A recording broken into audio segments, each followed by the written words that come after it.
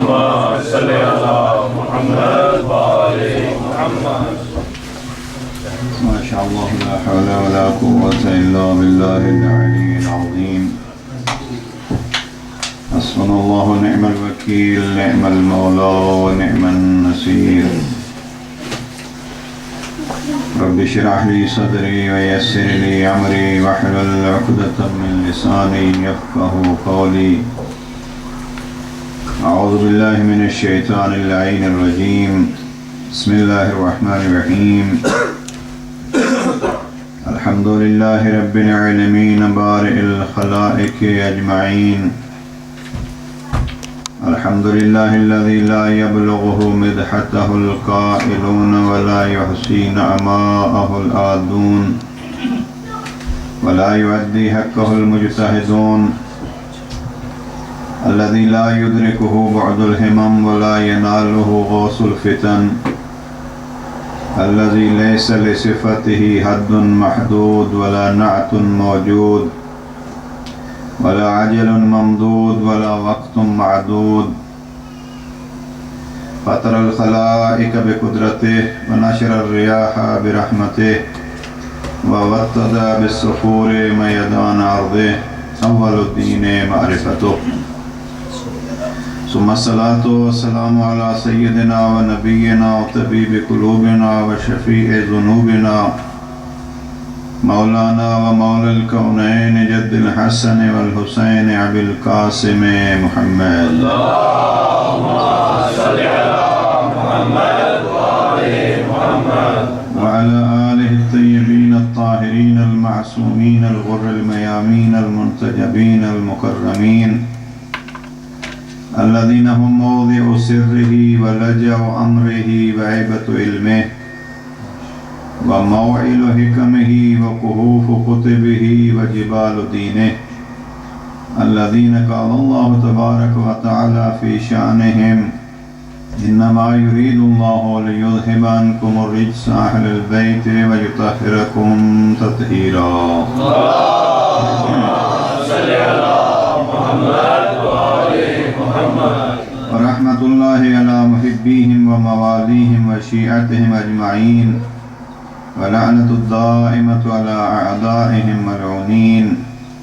أما بعد فقد قال الإمام عليه السلام من كان باذلا فينا محجته ومؤتيا على لقاء الله نفسه فليرحل معنا إني راحل مصبحا إن شاء الله. بار محمد وآل محمد صلوات. اللهم صل على محمد وآل محمد.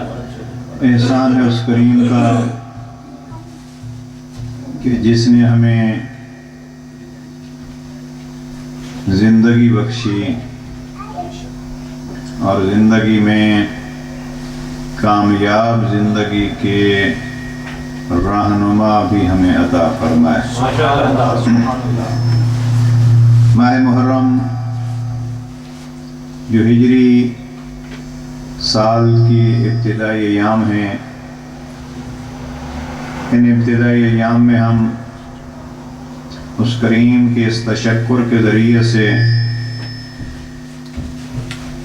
اپنی زندگیوں کو جو اس نے عطا فرمائی ہیں اگر کوشش کریں ان زندگیوں کو ویسے گزاریں جیسے دینے والا چاہتا ہے.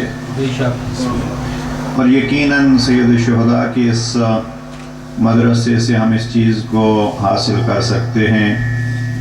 اور آپ کے سامنے ہیں وہ حضرات بالخصوص وہ شہیدان راہ عزاداری جنہوں نے اپنی جانوں کو اس راہ میں قربان کر کے سید الشہداء کا حقیقی سپاہی ہونے کا ثبوت دیا. پروردگار تمام شہدائے عزاداری اور شہدائے ملت جعفریہ کے درجات بلند فرمائے. جب بھی ہم مجلس کی طرف آتے ہیں تو بہت سارے افراد کی آپ حضرات کے ذریعے سے التماس دعا ہوتی ہے. ہم دعا کرتے ہیں، آپ آمین کہتے ہیں. یقیناً کریم اللہ ان دعاؤں کو قبول فرماتا ہے. जिसने हमारे ज़िम्मा दुआएं लगाई हैं, मरीज़ हैं, परवरदिगार उनको शिफाए आजिला व कामिला अता फरमाए।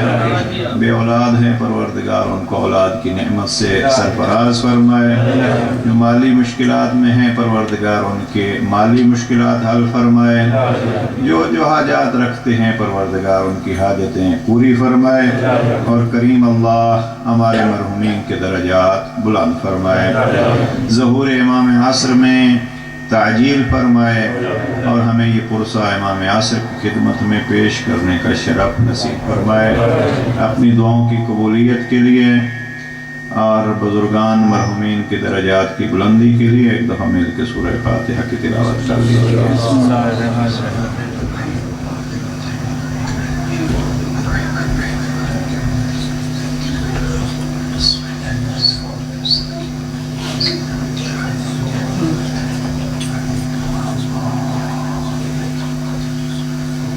सलावत पढ़ लीजिए मुहम्मद व आले मुहम्मद।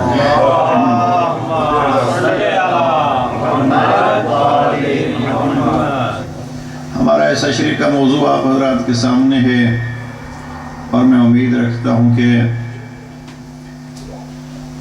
उलूम से दिलचस्पी रखने वाले हज़रात कोशिश करेंगे कि कम अज़ कम इस अशरे में इमाम आली मकाम के फरमान के इन 3 जुमलों को अगर याद रख सकें तो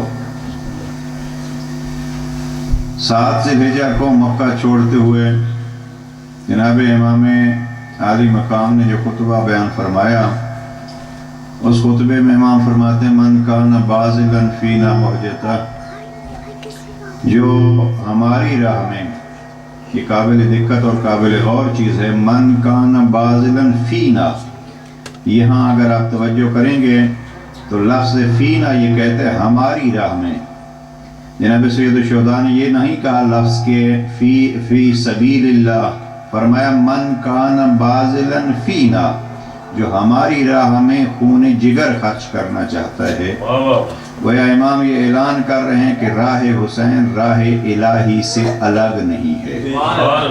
मन कान बाज़िलन फ़ीना महजत हो, जो अपने खून जिगर को इस राह में खर्च करना चाहता है। व मुअत्तियन अला लिकाइल्लाह नफ्सा, और जिसने अपने नफ्स को पुख्ता तौर पर लिकाउल्लाह के लिए तैयार कर लिया है, फल यरहल माना, वो मेरा हम सफ़र हो जाए, हमारे साथ चल पड़े। इन्नी राहिलुन मुस्बिहन इंशाअल्लाह, मैं हुसैन कल मक्का छोड़ के करबला बसाने जा रहा हूँ। इन जुमलात के ज़िमन में लिकाउल्लाह के उन्वान से हमारी गुफ्तगू जारी है। मैं अगर इसको यूँ पेश करूँ कि वारिस अंबिया कत्लगाह मिना तर्क करके सारे अंबिया की मेहनतों को बचाने के लिए जनाब इस्माइल और जनाब इब्राहीम की कुर्बानियों को सामने रख के ये ऐलान फरमा रहे हैं कि देखो, इरादे कुर्बानी करने वाले ने मिना में इरादा किया था और रब ने बचाया था। हम इरादा करके करबला जा रहे हैं और खर्च के लिए हर एज के, हर उम्र के सिपाही साथ ले जा रहे हैं, ताकि जो इरादे इब्राहीम और इस्माइल था उसकी भी तकमील हो जाए और यूं हम हकीकी तौर पर, मुकम्मल तौर पर वारिस अंबिया करार पाए। शहीद करबला लिकाउल्लाह के लिए मक्का से करबला पहुंचे। हमारी ये गुफ्तगू जो आज तक हुई, मैं ये नहीं चाह रहा था कि इतना ज्यादा इस स्टेज पे रुकूं। एक सलावत पढ़ लीजिए जरा।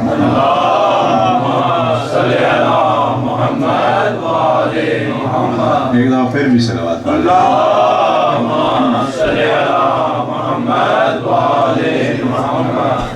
बच्चों को अगर आप अपने अपनी गोद में बिठा लेंगे तो समझना भी उनके लिए आसान होगा और डिस्टर्ब भी नहीं करेंगे। सलावत पढ़िए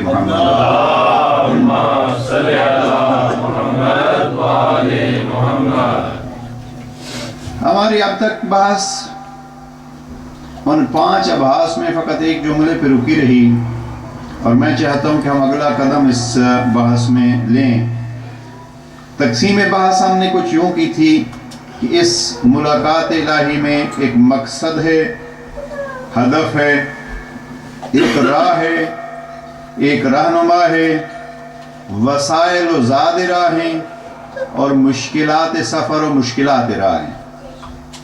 بحث ہماری یہ ہو رہی ہے کہ سب سے پہلے ہم اس رہنما کو پہچانیں جس رہنما کے ذریعے سے ہم نے اس راہ کو طے کر کے مشکلات سے ٹکرا کے وسائل مکمل طور پر ساتھ لے کے اس مقصد تک پہنچنا ہے۔ اب تک ہم کوشش ہی کرتے رہے اس رہنما کا تعارف ہو، لیکن اس عذر کے ساتھ مرحوم انیس نے یہ خوب کہا، میں ہوں کیا میری طبع ہے کیا اے شاہ شاہاں، حسان و فرزدق بھی یہاں عاجز و حیراں۔ ہم کون ہوتے ہیں کہ اس گھرانے کی تفصیل اور تعریف کریں، بس اس عذر کے ساتھ کہ اس گھرانے کی تعریف حقیقی ہم جیسے افراد کے بس کی بات نہیں ہے۔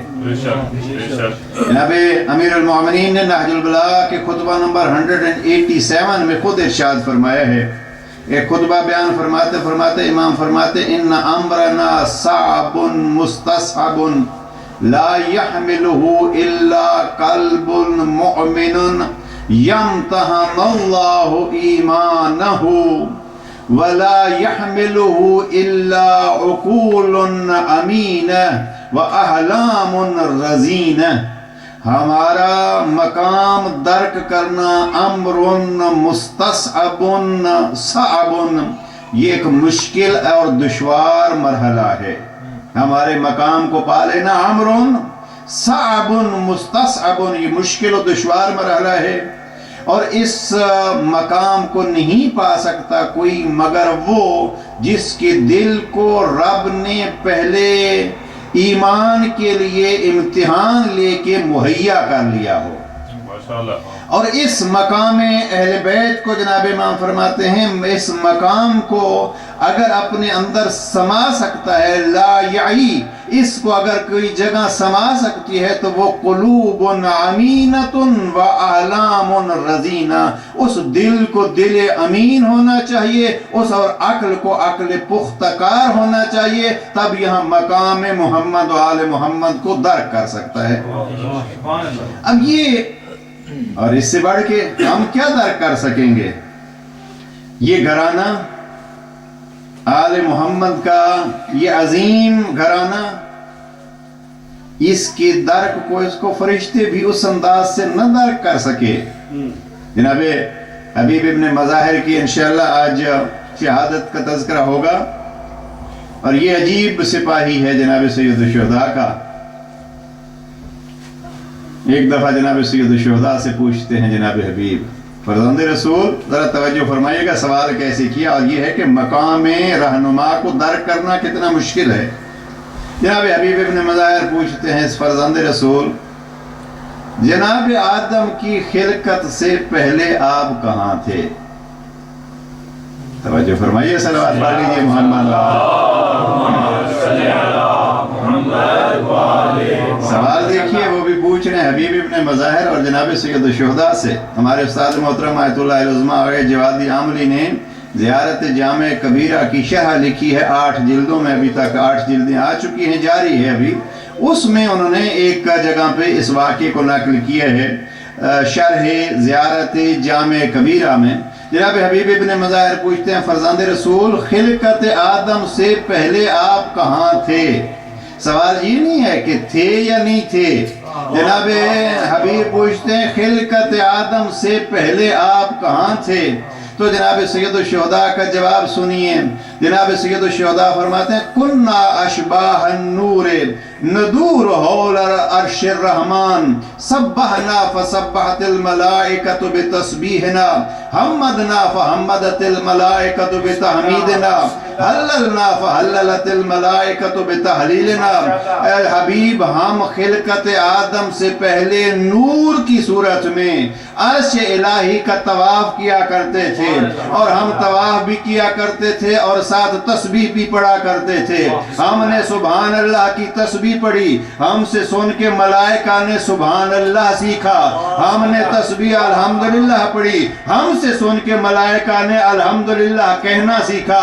हमने तस्बीह ला इलाहा इल्लल्लाह का विर्द किया, हमसे सुन के मलाइका ने ला इलाहा इल्लल्लाह का विर्द सीखा।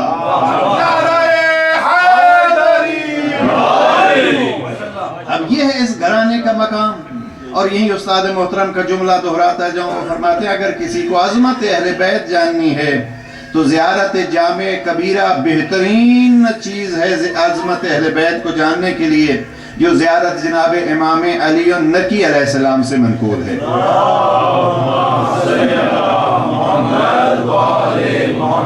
इस ज़ियारत में अज़मत अहले बैत बड़ी अजीम तरीके से बयान हुई है एक मासूम इमाम से। और वो एक रावी आके कहते हैं, एक शख्स आके कहते हैं फरजांद रसूल 10वें इमाम के सामने कि हमें कुछ ऐसी ज़ियारत बतलाओ जो हम जिस मासूम की कब्र पे जाएं हम उस ज़ियारत से वहाँ सलाम कर सकें। तो जनाब इमाम ने एक ज़ियारत बयान फरमाई जिसको ज़ियारत जामे कबीरा कहते हैं, और ये वफ़ातुल जनान में ज़ियारत जामे कबीरा के उन्वान से मौजूद है।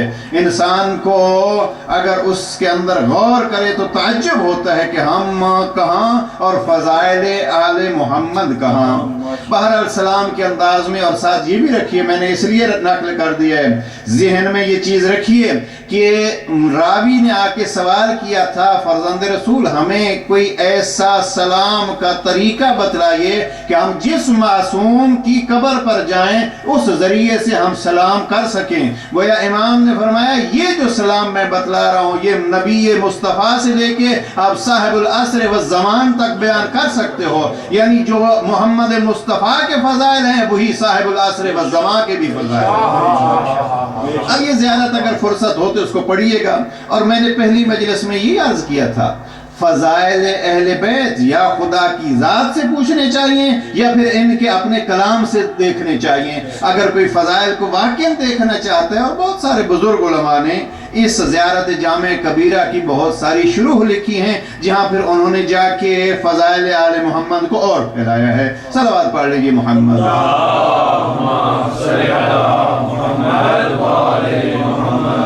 लिहाजा पहला मरहला हम 4-5 मजालिस जो हमारी हैं इसी में गुजर गई कि उस रहनुमा को पहचानो जो रहनुमा खुदा की तरफ ले जा सकता है और जो लिकाउल्लाह का दावा कर रहा है, ऐलान कर रहा है।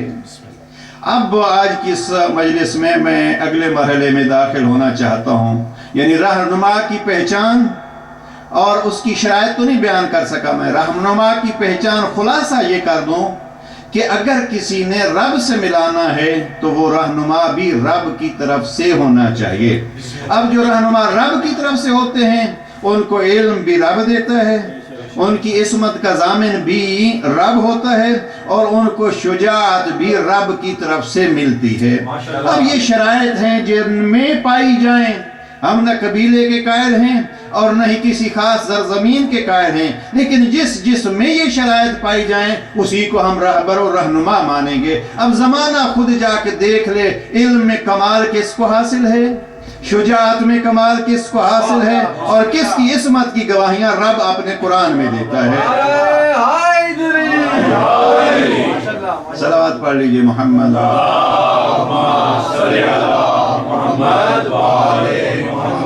अब मैं मुश्किल से इस मरहले को छोड़ के आगे जा रहा हूँ, इसलिए कि जब इन तीनों चीज़ों की बारी आती है, इल्म तो अली के दावे सुनाई देते हैं, और जब शुजाअत तो मुझे जुमलात याद आ रहे हैं नाजुल बलागा के, जहाँ जनाब अमीर अलैहिस्सलाम अपनी शुजाअत बयान करते हैं। ज़रा एक जुमला दुश्मन की ज़बानी से शुजाअत अली का देख लीजिए, इसलिए कि जब इतना मुहिम रास्ता होता है तो उसमें ख़तरात होते हैं। जब ख़तरात होते हैं, कभी शैतान होता है, कहीं हामान होता है, कहीं फ़िरौन होता है, कहीं नमरूद, तो उनको टकराने के लिए उसमें जुर्रत इतनी होनी चाहिए कि वो अकेला ही नहीं दूसरों को भी बचा के ले जाए। सफ़ीन की जंग में एक दफा ऐसा मौका आया कि हाकिम शाम ने कहा 20,000 को अकेला मिला के अली पे हमला कर दो, अली खत्म हो जाएंगे, जंग खत्म हो जाएगी। 20,000 के लश्कर ने एक साथ अमीरुल मोमिनीन पे हमला किया और साहब ने मैदान छोड़ के अपनी जान बचाई। जब जंग ठंडी हुई और अपने बादशाह के पास पहुंचे तो हर एक को मुलामत कर रहा था और कह रहा था आप 20,000 हैं और क्यों छोड़ आए। कहते हैं हर एक में से पूछा, हर एक से कि आप क्यों छोड़ आए, क्यों भाग आए। हर एक कहता था हमारे सर पर अली की तलवार लटक रही थी। अभी मुझसे ये तय करना मुश्किल है कि 20,000 थे, हर एक यही कहता था कि मेरे सर पर तलवार जुल्फ़कार लटक रही थी। अब ये तलवार क्या है और इसकी शुजाअत क्या है, ये जनाब अमीर अलैहिस्सलाम नहजुल बलागा में बयान करते हैं। वक्त नहीं है, सलवात पढ़ लीजिए मोहम्मद।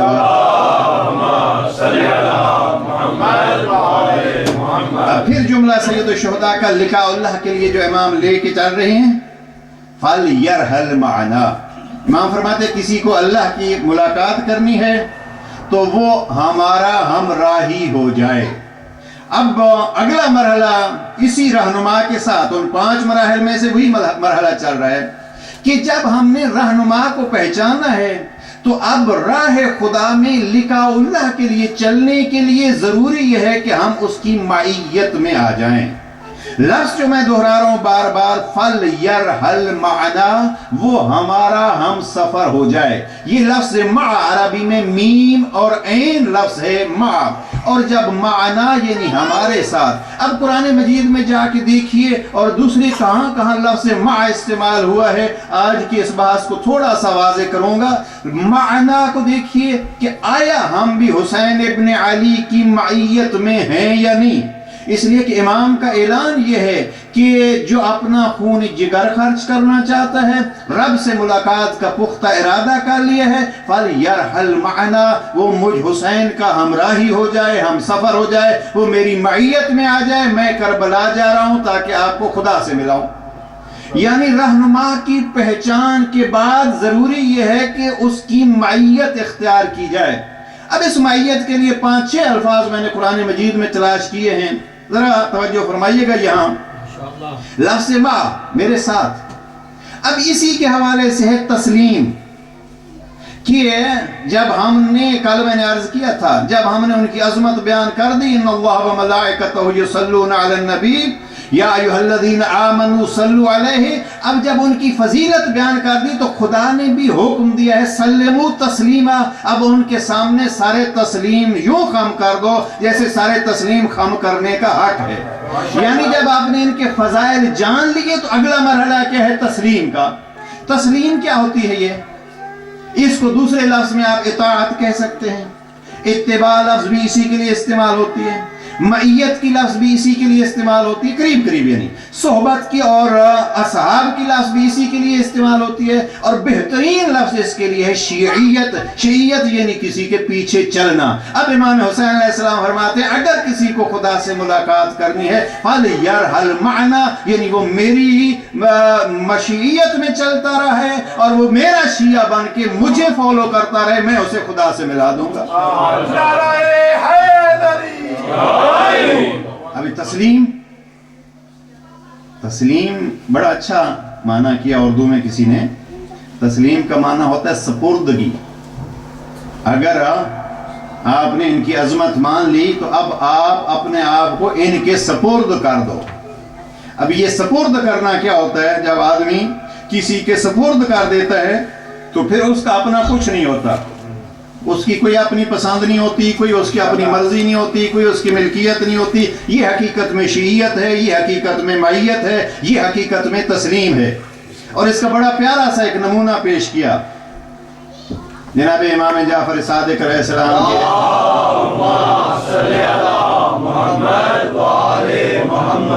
इमाम के बड़े प्यारे एक शिया हैं जिनकी शियत पे मोहर लगाई है इमाम ने, और फरमाते हैं रहमल्लाह अब्दुल्ला इब्न अबी याफूर, अल्लाह अब्दुल्ला इब्न अबी याफूर पर रहम करे, वो वाक़िअन हमारा शिया था। अब उस शिया की मिसाल क्या दी, तस्लीम क्या है शियत की। عبداللہ ابن یعفور چھٹے لال ولایت کے پاس بیٹھا ہے۔ اب دو قسم کی روایت ہیں، انار کی بات کی یا امام نے انار پیش کیا۔ جناب عبداللہ ابن یعفور نے انار دیکھا کہ امام نے دو حصے کیے انار کے، عبداللہ ابن ابی یعفور کو پیش کیا۔ عبداللہ ابن ابی یعفور نے انار کو دیکھا اور مسکرایا۔ امام پوچھتے ہیں عبداللہ ہم نے انار دیا ہے اور آپ مسکرا رہے ہیں؟ کہ مولا مجھے، میں اس کو یوں اپنے لفظوں میں کہتا ہوں، کہے گا مولا میں اپنی ولایت کا اظہار کرنا چاہتا ہوں۔ دیکھیے ہم بھی ولایت کا اظہار کرتے ہیں، یہاں نعرہ مارا اور بار بھول گئے۔ صلوات پڑھ لیجئے محمد۔ جب تک ہماری مرضی ہو اور ہمارے نام کی بات ہو اس وقت تک ہم ولایت پہ ہیں، اور جب ہماری مرضی سے علی کی مرضی ٹکرائے، اب ذرا جا کے دیکھ لیجئے گا علی کی کوئی مرضیاں ہیں، ہمیں کیا پتہ علی کی مرضیاں کیا ہیں۔ علی کی مرضیاں جاننے کے لیے جا کے نہج البلاغہ دیکھو، علی کی مرضیاں اس میں کیا ہیں۔ پھر علی کی مرضیوں کو دیکھو، جناب حارث حمدانی کو کیا کہتے ہیں، کلمات خطوط میں نمبر 69 میں 40 چیزیں بیان فرمائی ہیں۔ وہ ہار حمدانی یا ہار حمدانی من یموت یرانی، جس کے لیے علی فرماتے ہیں حارث حمدانی جو بھی مرتا ہے وہ مجھے علی کی زیارت کرتا ہے۔ اب اس حارث حمدانی کے ساتھ کس انداز میں باتیں کرتے ہیں، جناب حارث حمدانی کو ایک موعظہ فرمایا نہج البلاغہ کلمہ خطوط نمبر 69 میں۔ اس سے پہلے دیکھیے 68 میں جناب سلمان فارسی سے باتیں کی، جا کے خطبہ نمبر 128 دیکھیے جناب ابو ذر سے باتیں کی ہیں، جا کے خط نمبر 45 دیکھیے جناب عثمان ابن حنیف سے باتیں کی ہیں، جا کے دیکھیے خط نمبر 34 جناب محمد ابن ابی بکر سے باتیں کرتے ہیں۔ اب جب علی اپنے پیاروں سے باتیں کرتے ہیں، میں کبھی کبھی کہا کرتا ہوں کبھی تو فرصت ہو ہمارے پاس، ہم نہج البلاغہ کو کلام علی سمجھ کے اپنی زبان سے نہج البلاغہ پڑھیں اور تصور میں یہ کہیں کہ زمانہ پلٹ آیا ہے، علی بول رہے ہیں، اور پھر اپنے کانوں کو اس انداز سے آمادہ کر سکیں کہ ہم علی کے کلام کو اپنے کانوں سے سن رہے ہیں۔ اگر یہ فرصت ہو اور ہمارے ذکر علی و کلام علی سننے سے ہمارے دل میں سکون ہو، یعنی نہج البلاغہ سن کے دل میں سکون ہو، تو ہم کہہ سکتے ہیں یا علی ہم تیرے ہیں۔ صلوات پڑھ لیجئے محمد۔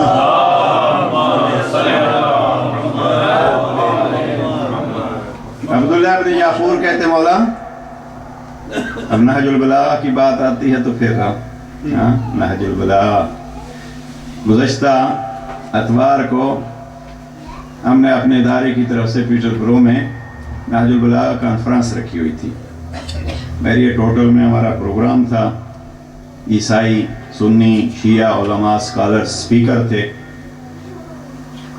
اس پروگرام کے لیے ہمارے استاد محترم آیت اللہ العظمیٰ، ہمارے تفسیر کے استاد ہیں آغائے جوادی عاملی، انہوں نے خصوصیت کے ساتھ اس کانفرنس کے لیے ایک پیغام بھیجا، ریکارڈڈ پیغام، ویڈیو ان کی میرے پاس یہاں انگلش اور فارسی ریٹن بھی ہے۔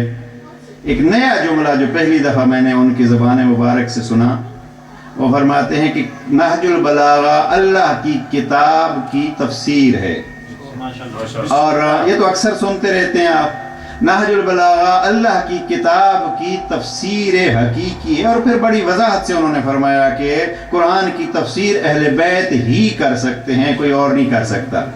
اب فرماتے ہیں جو جملہ مجھے نیا لگا اور میں نے پہلی دفعہ سنا اور بڑا سرور آیا، فرماتے ہیں قرآن مجید کی حقیقی تفسیر ہے نہج البلاغہ، اور اہل بیت ہی سے قرآن کی تفسیر ہونی چاہیے۔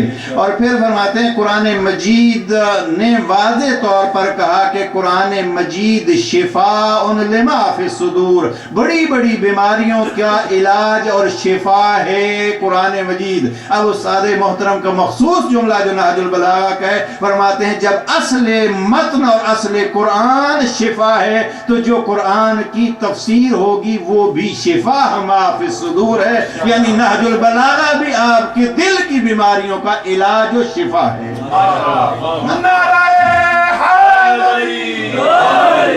اب یہ کلام علی ہے، یہ کلام علی ہے۔ اس دفعہ 4 اگست کو ہمارے قوم میں ایک سیمینار تھا، نہج البلاغہ سیمینار۔ میں نے وہاں کے علماء کرام کے سامنے ایک واقعہ بیان کیا، اور میرے بعد جو ہمارے مین خطیب تھے آیت اللہ جمال الدین دین پرور، انہوں نے اس کی تصدیق کی۔ واقعہ یہ ہے کہ آیت اللہ العظمیٰ آغا ناصر مکارم شیرازی فرماتے ہیں کہ جس دور میں آیت اللہ العظمیٰ آغا فاضل لنکرانی حوزے کے سرپرست تھے، حوزہ علمیہ قوم کے، تو انہوں نے اس وقت شروع کیا کہ نہج البلاغہ کے باقاعدہ دروس ہونے چاہیے۔ تو انہوں نے آغا ناصر مکارم فرماتے ہیں انہوں نے مجھے کہا اور خط لکھا کہ آپ نہج البلاغہ کا درس شروع کریں۔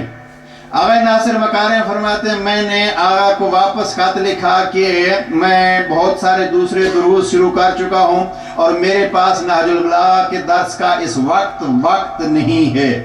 وہ کہتے ہیں یہ دن کا واقعہ تھا اور میں نے واپس خط آیت اللہ فاضل لنکرانی کو جواب کا لکھ دیا تھا۔ میں جو رات کو سوتا ہوں تو خواب میں کیا دیکھتا ہوں؟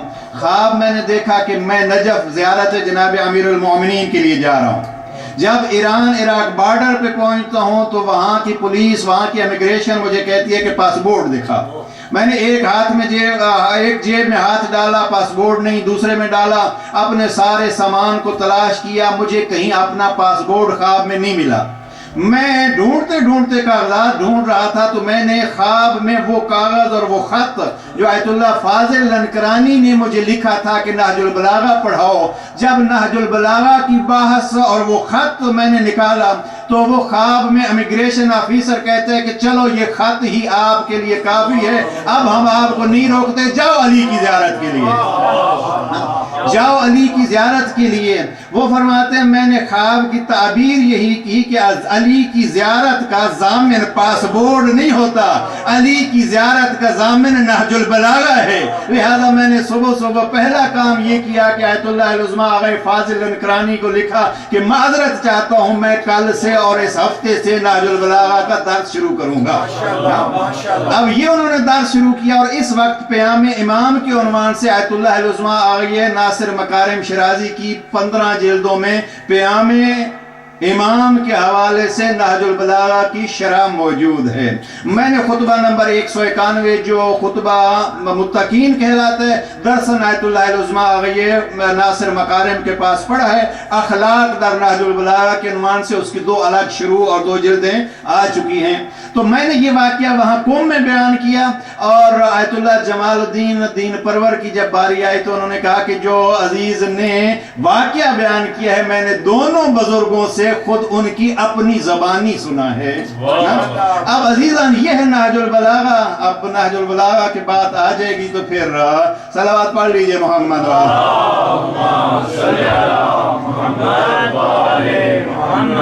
بات کیا ہو رہی تھی یاد ہے آپ کو؟ صلوات پڑھیے محمد۔ عبداللہ ابن ابی یافور نے انار دیکھا، انار دیکھ کے مسکرا پڑے اور گویا یہ کہنے لگے مولا میں اپنی ولایت کا اظہار کر سکتا ہوں؟ جناب امام مسکرائے ہاں عبداللہ بتلا۔ عبداللہ ابن ابی یافور کہتا ہے مولا آپ کی عظمت کی قسم، ابھی آپ نے یہ انار کاٹا ہے، آپ اگر اب کہیں کہ یہ حلال ہے اور یہ حرام ہے، ابھی آپ نے کاٹا ہے، اور پھر وہ بھی انار آپ کو پتہ ہے انار اگر کسی نے استعمال یقیناً کیا ہوگا، انار آپ کاٹیں گے تو اس کے کچھ دانے اس حصے میں کچھ حصے میں، مثلا سیب کٹتا ہے تو برابر کٹ جاتا ہے، انار جو ہے یوں کبھی نہیں کٹتا ہے، اس لیے کچھ نہ کچھ اس کے ادھر ادھر دانے جو ہوتے ہیں۔ جناب عبداللہ ابن ابی یافور مسکرا کے کہتے ہیں مولا میں فضائل کا اور آپ کی ولایت کا اظہار اس انداز میں کر رہا ہوں کہ اگر آپ یہیں بیٹھے بیٹھے اب جو انار کاٹا ہے یہ کہیں کہ اس انار کو کہ یہ انار کا حصہ حلال ہے، یہ انار کا حصہ حرام ہے، آپ کی عظمت کی قسم مجھے ذرہ بھر بھی شک پیدا نہیں ہوگا۔ جس کو آپ حلال کہیں گے بلا شبہ اس کو حلال سمجھوں گا، جس کو حرام کہیں گے اس کو حرام سمجھوں گا۔ چمن چمن کلی کلی علی علی علی علی نگر نگر کلی کلی علی علی علی نعرہ حیدری بلندتر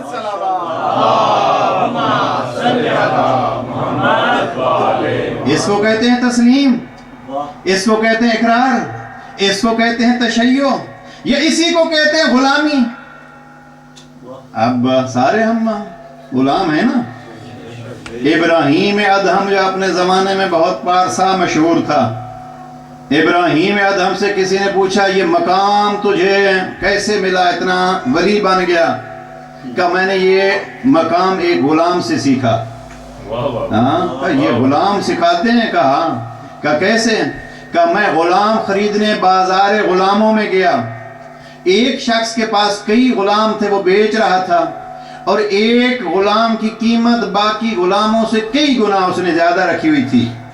میں نے اسے پوچھا کہ یہ اس غلام کی کیا قیمت ہے؟ اس نے بتلائی اس کی، اور جو غلام اس نے الگ بٹھایا ہوا تھا اس کی قیمت پوچھی تو کئی گنا زیادہ اس نے بتلائی۔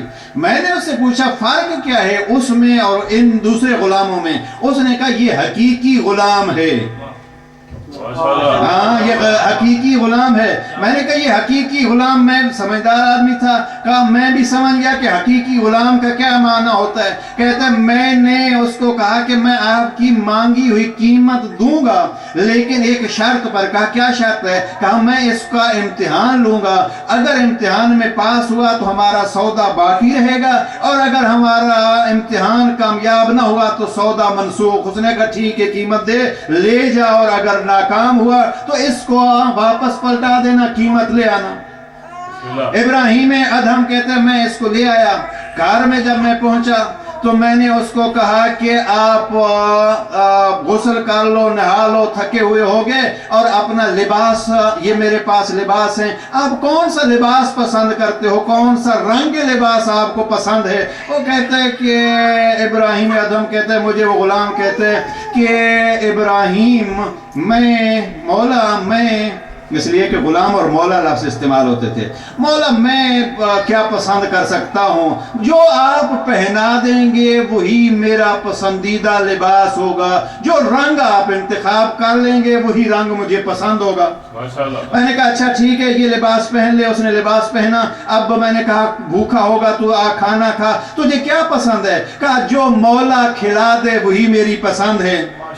میں نے بہت ساری چیزیں ایسی پوچھی کہ آپ کو کیا پسند ہے؟ وہ کہتا ہے جو بھی آپ کو پسند ہے وہی میری پسند ہے۔ وہ کہتا ہے میں نے آخر میں اس سے پوچھا آپ کا نام کیا ہے؟ کہتا ہے جس نام سے مولا پکار لے وہی میرا نام ہے، جس نام سے مولا مجھے پکار لے وہی میرا نام ہے۔ وہ ابراہیم ادہم کہتا ہے میں نے اس سے پوچھا تیری اپنی بھی کوئی مرضی ہے یا نہیں، تیری اپنی بھی کوئی پسند ہے یا نہیں؟ سر جھکا کے کہتا ہے بندگی اور اپنی پسند و مرضی کا کوئی جوڑ نہیں، جب کسی کا غلام بن گیا تو اب مولا کی پسند اور مرضی پہ قربان ہو گیا۔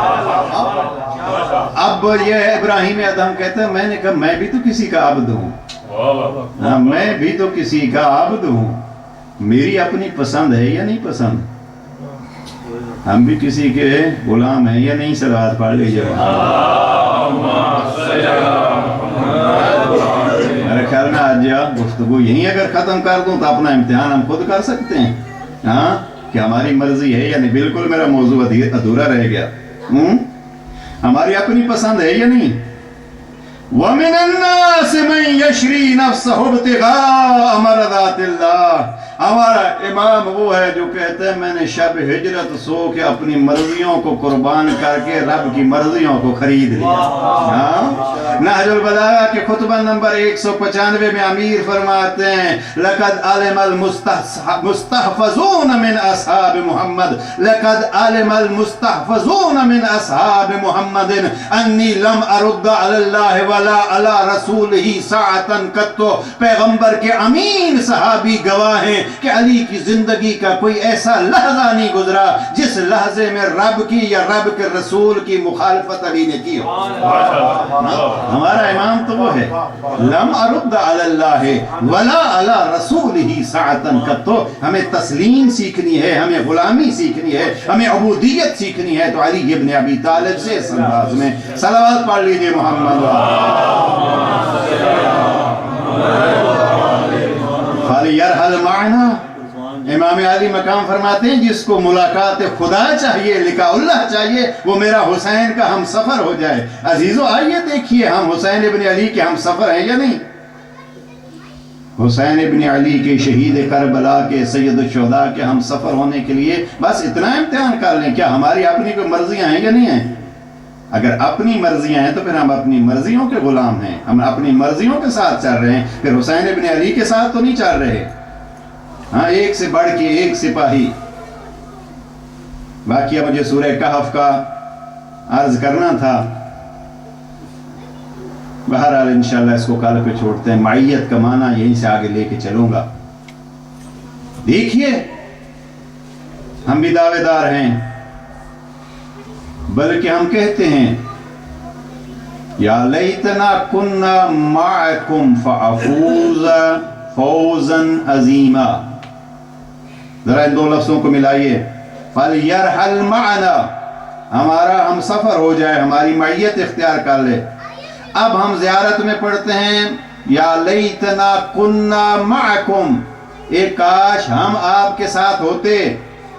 اب ادھر امام فرماتے ہیں آؤ ہمارے ساتھ ہو جاؤ، ادھر ہماری تمنا یہ ہے کہ ہم ان کے ساتھ ہو جائیں، کاش ہم ہوتے اور آپ کا ساتھ دیتے۔ اب ذرا ائمہ کے ارد گرد والوں کو، ساتھ والوں کو دیکھیے، ان کے ساتھی ہیں کیسے، تاکہ ہم ویسے بننے کی کوشش کریں۔ بات مشکل ہو گئی۔ دیکھیے ہم نے جو یہ سفر طے کرنا ہے امام کے ساتھ، تو ہمیں یہ سفر طے کرتے ہوئے دیکھنا ہے کہ ان کے ساتھ اور کون کون ہیں، تاکہ ہم بھی ویسے بنیں۔ ابھی علی کے ساتھیوں کو دیکھ لیجئے، رات کو بعض کا تذکرہ کیا تھا۔ سید الشہداء کے ساتھیوں کو دیکھ لیجئے، سعید ابن عبداللہ الحنفی، امام کی نماز کا محافظ، امام کا سپاہی۔ ہاں، 30 تیر لگ چکے ہیں جسم میں، ادھر امام نے السلام علیکم ورحمت اللہ کہا، ادھر سعید گرا۔ امام نے نماز ختم کر کے یوں کہوں قربان حسین آپ کی کریمی پہ، کہ سعید ابن عبداللہ کا زخمی سر اپنے زانوں پہ رکھا، اور پھر جب سعید کی آخری سانس نکلنے لگی تو اس سے پہلے ایک سوال کیا، فرزند زہرا حال وفیت یا ابن رسول اللہ، میں نے یہ جو تیر کھا کے تیری نماز کی حفاظت کی ہے، کیا میں نے اپنا وعدہ نبھا دیا ہے؟ حال وفائی، تو یہ جملہ مجھے پتہ نہیں میں آپ کے حوالے کر سکا یا نہیں، مجھے اس جملے کو میں نے سینکڑوں دفعہ پڑھا ہے کہ کاش ہم بھی یہ جملہ کہہ سکیں اپنے امام کو، حال وفائی تو یا ابن رسول اللہ، 30 تیر کھا کے جسم زخموں سے چور ہے، آخری سانس نکل رہی ہے، زہرا کے لال کے زانوں پہ سر زخمی ہے، پوچھتا یہ ہے حال وفائی تو یا ابن رسول اللہ، فرزند زہرا کیا میں نے اپنا وعدہ نبھایا ہے؟ امام نے بھی عجیب سند دی۔ امام فرماتے انت امامی فی الجنہ، تو نے مجھے نماز پڑھنے میں سکون عطا کیا، میری نماز کا تو محافظ بن گیا، جنت میں تجھے آگے رکھوں گا، میں تیرے پیچھے چلوں گا۔ ہاں، یہ مقصد یہ نہیں ہے کہ امام سے آگے بڑھ گیا، لیکن امام کے سپاہی، ویسے آداب میں بھی یہ ہے، کہیں آداب میں بھی ہے، اگر خود وہ آگے کرتا ہے تو انسان کو، امام فرماتے انت امامی فی الجنہ، جنت میں میں تجھے اپنے آگے رکھوں گا، اس لیے کہ ان کی جو جاگیر ہوئی، ان کی جو سرداری ہوئی، جہاں رکھیں جیسے چلائیں، تو یہ ہے وہ مقام ان کے ساتھیوں کا، وہ جو ان کے ہم سفر ہیں، جو کہہ سکتے ہیں ہم ان کے ساتھ۔ وہ طبیعت تو ایک اور ساتھی کا تذکرہ سنا دو، صلوات پڑھ لیجئے محمد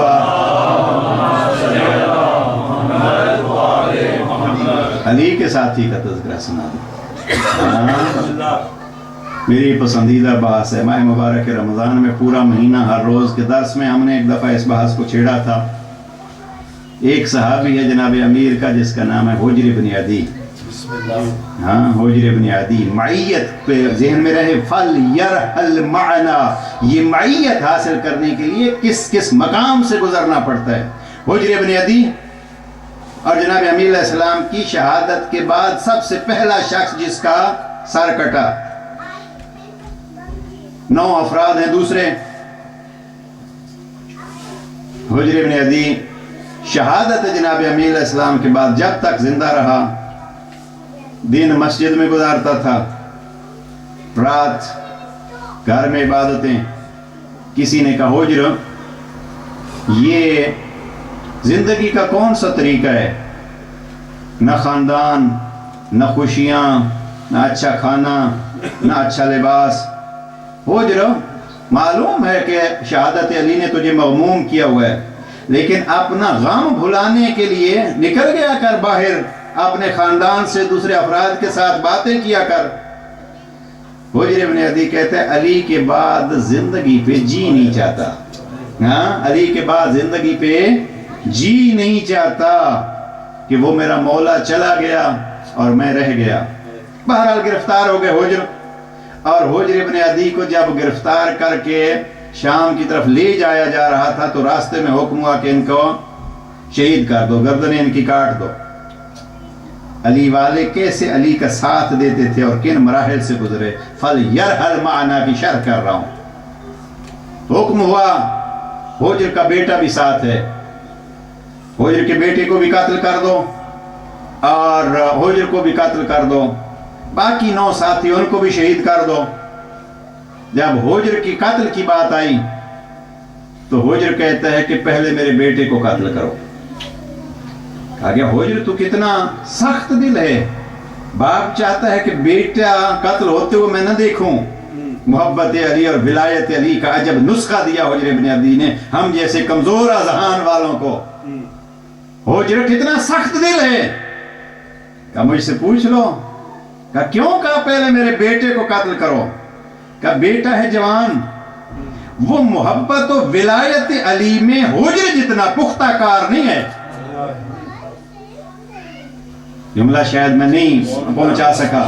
بیٹا میرا ہے جوان، وہ حجر ابن عدی جتنا محبت و ولایت علی میں پختہ کار نہیں ہے۔ کبھی باپ کی گردن پہ محبت علی میں چلتی ہوئی تلوار دے کے ولایت میں فرق نہ آ جائے، لیکن حجر ابن عدی محبت علی میں اتنا پختہ ہو چکا ہے کہ یہ ایک بیٹا کیا درجن بھر بیٹے بھی ہوں، سارے حجر ابن عدی کے سامنے قتل ہو جائیں تو حجر ابن عدی محبت علی میں اتنا پختہ کار ہو چکا ہے کہ ہر بیٹی کی شہادت سے محبت میں اضافہ ہوگا، کمی نہیں ہوگی۔ یہ ہے وہ معیت والے، یہ ہے اس سفر میں ساتھ دینے والے، اور پھر خدا بھی ان کی سنتا ہے۔ بیٹا شہید ہو گیا، اب حجر نے کہا ہو سکتا ہے مجھے غسل شہادت کرنے دو۔ کہا نہیں ہے ہمارے پاس وقت، نہیں ہے ہمارے پاس پانی۔ حجر ابن عدی نے اب سر اٹھایا، ہمیں بیوارے سمجھتے ہو؟ اب جس کتاب کو میں نے دیکھا صاحب کتاب کہتے ہیں اور بعض بزرگوں سے بھی میں نے سنا، حجر ابن عدی کہا مجھے غسل کے لیے وقت دے دو، پانی دے دو۔ کہا نہیں ہے وقت۔ حجر ابن عدی نے پتھروں کو دیکھنا شروع کیا، پتھروں نے اٹھ اٹھ کے غسل خانہ بنانا شروع کیا، ہاں ادھر پتھروں نے غسل خانہ بنایا۔ اب حجر ابن عدی نے آسمان کو دیکھا، آسمان سے پانی بادلوں نے جمع ہونا شروع کیا۔ اس غسل خانے میں جا کے حجر ابن عدی نے غسل شہادت کیا۔ حجر کے دوسرے ساتھی کہتے ہیں حجر اتنا تو مستجاب الدعوات ہے تو یہ پتھر بھی تیری سنتے ہیں، بادل بھی سنتے ہیں، اپنی نجات کی دعا مانگ لیتا۔ حجر کہتا ہے میں تو اس دن کے انتظار میں تھا کب گردن کٹے میں علی سے ملوں، ہاں کب گردن کٹے میں علی سے ملوں۔ فَلْيَرْحَلْ مَعَنَا، اب حسین بھی ہمیں بلا رہے ہیں، جو خون جگر ہماری راہ میں خرچ کرنا چاہتے ہیں وہ ہمارے ساتھ آ جائیں تاکہ ہم اس کو خدا سے ملا دیں۔ اور بلاتے رہے بلاتے رہے، آخری وقت تک کربلا میں اتر کے بھی بلاتے رہے۔ خط لکھ دیا من الحسین ابن علی، میرے استاد مرحوم پڑھا کرتے تھے، نرالے انداز کا خط لکھا حسین نے، من الحسین ابن فاطمہ۔ ہاں میں نے کہیں کسی کتاب میں نہیں دیکھا، لیکن میرے استاد مرحوم پڑھا کرتے تھے، یقیناً ایک قابل اعتماد ہستی کہ جناب سید الشہداء نے لکھا من الحسین ابن فاطمہ۔ خط دیکھ رہا تھا، آج بھی میں نے دیکھا کتاب میں، ایک سطر کا خط ہے، پہلا لفظ یہ استعمال کیا من الحسین ابن فاطمہ یا من الحسین ابن علی الى حبیب ابن مظاہر رجل فقیہ۔ یہاں وہ موقع ہے جہاں فقیہ کہا ہے، اور یہی بحث سے وقت نہیں رہا، ورنہ فقیہ کیا ہے اس کی عظمت یہ ہمیں بیان کرتا۔ جناب سید الشہداء نے جناب حبیب کو فقیہ کہا ہے، الى رجل فقیہ، दीन की गहराइयों को जानने वाला हबीब। फिर दूसरा जुमला कहा, वो जो गैरतमंद है, गैरत हबीब का तज़किरा किया। तीसरा जुमला कहा, हबीब तू हमारी और रसूल की कराबत को बाकी लोगों से ज्यादा जानता है। और चौथा जुमला का, हबीब हमारी राह में अपनी जान खर्च करने में बुख्ल न करना। बस ये है कुल खत भेज दिया। मैं इसको यूं कहता हूँ, हुसैन तू कितना करीम है मौला कि करबला में उतर के भी फल यरहल माना की दावत दे रहा है। कौन है जो हमारा हम सफर हो जाए और खुदा से मिल जाए। बस अजीजों, खत पहुंचा कहां? हबीब के दरवाजे पे कासिद ने दस्तक दी। मैं सोचता रहा लफ्ज़ गुयूर क्यों इस्तेमाल किया जनाबे सैयद शुहदा ने जनाबे हबीब के लिए। यानी गैरतमंद अगर किसी शरीफ को बदमाशों में घिरा हुआ देखता है तो अपना सारा कुछ भूल जाता है। और यही अंदाज दावत था।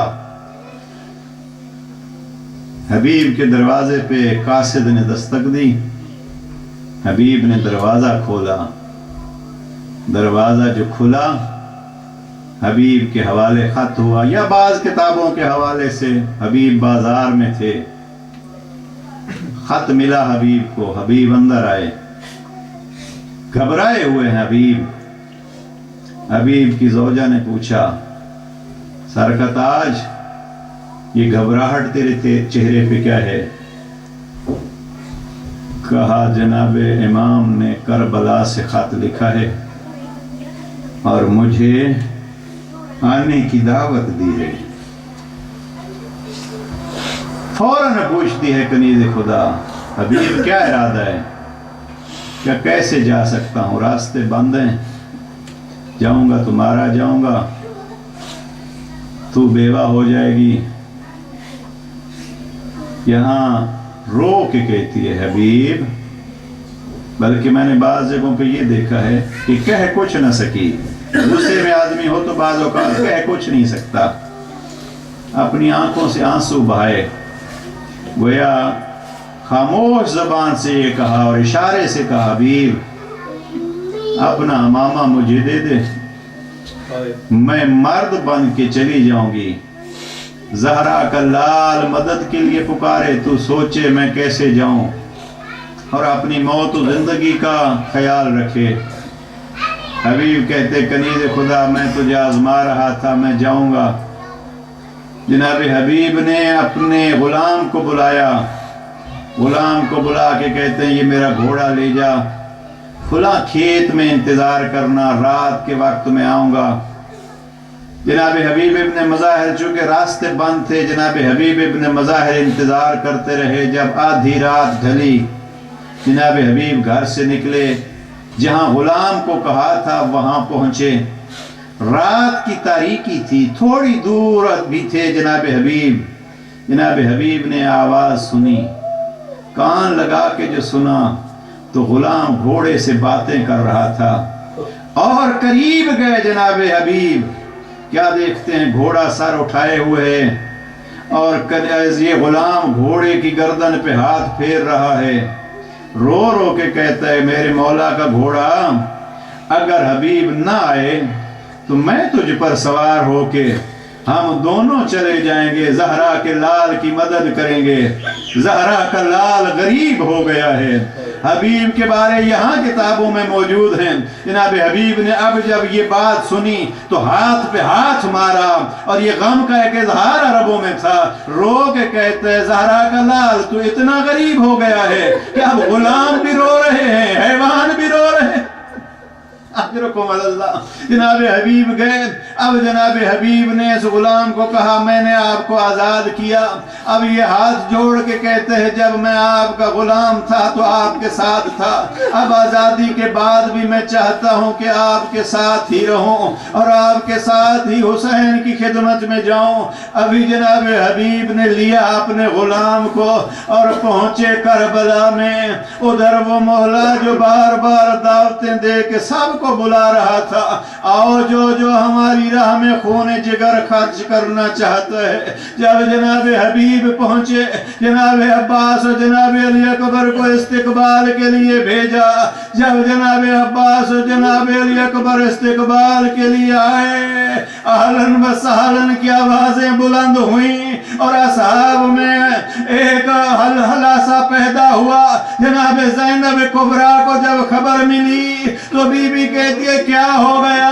بی بی کو پیغام دیا جاتا ہے کہ حسین کا ساتھی آ گیا. اب عزیزو جو چیز رلاتی رہی حبیب کو, جب جناب سیدہ کو پتہ چلا کہ کوئی ساتھی آیا ہے, بی بی نے پوچھا کون آیا؟ بتلایا گیا حبیب ابن مظاہر آیا ہے. یہاں جناب فضا کو بھیجا, فضا جاؤ میری طرف سے حبیب کو سلام کرو اور سلام کر کے کہو حبیب علی کی بیٹی شکریہ ادا کرتی ہے. جب جناب حبیب کو زینب کبریٰ کا سلام پہنچا اور شکریہ کی بات آئی, سر سے ہمامہ اتارا, کربلا کی خاک پہ دے مارا اور سر پیٹ کے کہتے ہیں واہ غربتا, علی کی بیٹیوں پہ ایسا وقت بھی آ گیا ہے کہ اب غلاموں کا شکریہ ادا. عزیز جملہ میں نے خط کا نقل کیا تھا ذہن میں رہے. حبیب انت رجل غیور, میرے شہید کربلا مولا, حبیب کو غیرت مند بنا کے حبیب کو کیا بتلانا چاہتے ہو؟ کیا بتلا رہے تھے غیرت مند کے سامنے؟ کوئی بے غیرتوں میں گھر جائے تو اسے اس غیور کا احساس ہوتا ہے. اب عزیزو جو وقت حبیب کا گزرا, آ گئی شب عاشور. ہلال ابن نافع کہتے میں نے کیا دیکھا کہ زہرا کا لال آدھی رات کو اکیلا مقتل کی طرف چل پڑا. آدھی رات شب عاشور کی جناب سید الشہداء آہستہ آہستہ خیمے سے نکلے, مقتل کی طرف چل پڑے. ہلال ابن نافع کہتے دشمنوں کا ماحول تھا, میں بھی آہستہ آہستہ امام کے پیچھے چلا گیا. امام قتل گاہ میں پہنچے, ادھر دیکھتے ہیں ادھر دیکھتے ہیں, میں بھی قریب گیا. میرے پاؤں کی آہٹ سنی شہید کربلا نے, پلٹ کے دیکھا کہ ہلال آپ کیوں آ گئے ہو؟ جناب امام کو کہتے ہلال مولا آپ اکیلے تھے, دشمنوں کا مجمع ہے. کہ ہلال آج کی رات آپ مجھے اکیلا نکلنے نہیں دے رہے, ہلال کل ہو کیا ہوگا؟ اب ہلال کو شاید مقتل کی حالت دکھائی ہوگی. کہاں میرا اکبر ہوگا, کہاں میرا عباس ہوگا, کہاں میرے اصحاب ہوں گے؟ اب ہلال کو لے کے روتے روتے حسین پلٹے. اب جب پلٹ کے آئے, ہلال کہتے میں نے کیا دیکھا؟ امام اپنی بہن کے خیمے میں گئے, میں ابھی وہیں کھڑا تھا کہ مجھے خیمے سے زینب کی ایک لفظ سنائی دیا. بی بی اپنے بھائی سے کہتی ہیں حسین یہ جو تیرے ساتھی ہیں ان کو آزما لیا بھیا. بس عزیزوں میری مائیں بہنوں, پروردگار کسی بھائی کو بہن کے سامنے یہ مجبور نہ کرے. بہن بھائی سے پوچھتی ہے بھیا یہ جو تیرے ساتھی اور صحابی ہیں ان کو آزما لیا؟ ہلال ابن نافع کہتا ہے میں نے جب بی بی کی یہ مجبوری سنی تو میں تڑپ گیا, اور یہاں ہلال نے آواز بلند کی واہ ویلا ہائے ہماری غربت. یہاں سب سے پہلے تڑپ کے خیمے سے حبیب نکلے. حبیب تڑپ کے کہتے ہیں ہلال کیا ہو گیا؟ کیا زہرا کی بیٹیوں کے خیمے پہ کسی نے حملہ کر دیا؟ اب نافع کہتے ہیں میں نے کہا نہیں حبیب हबीब ज़हरा की बेटी को आपकी वफादारी पे अभी तक इत्मीनान नहीं है। नाफे क्या हुआ? कहा यूं ज़हरा की बेटी ने भाई से पूछा, हबीब तेरी गैरत पे कुर्बान। अब यहाँ हबीब ने नारा बुलंद किया, अल्लाह अकबर, वाह गुरबता वाह वैला। अब सारे सहाबी निकले। हबीब क्या हुआ? कहा अपनी तलवारें निकाल लो, मेरे साथ चलो, नयाम फेंक दो। अब हबीब शब आशूर आगे आगे है, असहाब पीछे पीछे हैं। हबीब पहुंच गए जहां ज़ैनब कुबरा का खेमा था। खेमे के दरवाजे पे आके कहा, बीबी हम हुसैन के असहाब हैं, आपको तसल्ली देने आए हैं, आपके भाई को अकेला छोड़ के नहीं जाएंगे बीबी। जनाब ज़ैनब कुबरा ने एक सवाल किया। बीबी कहती है, तुम जो बोल रहे हो कौन हो? कहा, बीबी मैं आपके भाई का गुलाम हबीब हूँ। मैं कहूँगा कुर्बान अली की बेटी।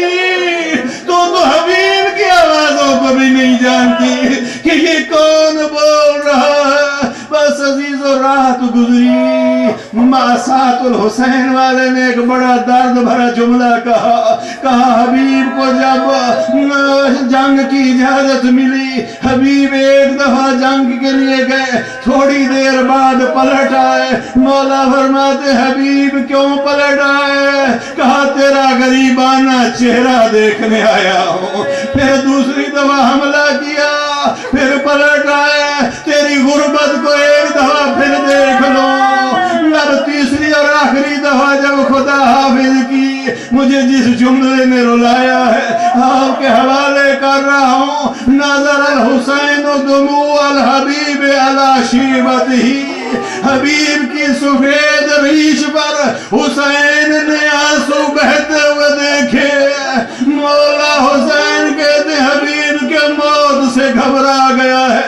गैरतमंद अजीजों, परवरदिगार आपकी इज्जतें सलामत रखे, मेरी माए बहनें सलामत रहे आपके पर्दे। जब इमाम ने आंसू देखे, कहा, हबीब क्यों मौत से घबरा गए हो? अब कुछ कह न सका, लेकिन हबीब ने इशारे से कहा, मैं अपनी मौत से नहीं घबराता। नजर आया ख़याम ज़ैनब कुबरा, हबीब ने ज़ैनब के खेमे की तरफ इशारा करके कहा, रोता अपनी मौत पे नहीं हो, रोता इसलिए हो कि जिनको रात को हम तसल्लियां दे रहे थे वो इन खेमों के पीछे खड़ी है और हम जा रहे हैं। नवाज़ीज़ो हबीब शहीद हो गए। हबीब के बाद एक एक करके शहीद होते रहे। जब हुसैन अकेले रह गए, अब निदा दी, वाह हबीबा, हाय हबीब, वो मेरे करीम गयूर साथियों कहाँ सो गए हो? बस आखिरी जुमला नकल कर रहा हूँ। हुसैन फरमाते हैं, अय्युहल किराम, ए शरीफो उठो, शरीफो जागो, हम वन बिनाते रसूलल्लाह, मैं तो शहादत के करीब हूँ। उठो, रसूल की बेटियों के पर्दों की हिफाजत करो। हबीबा ज़ैनब का पर्दा बचाओ।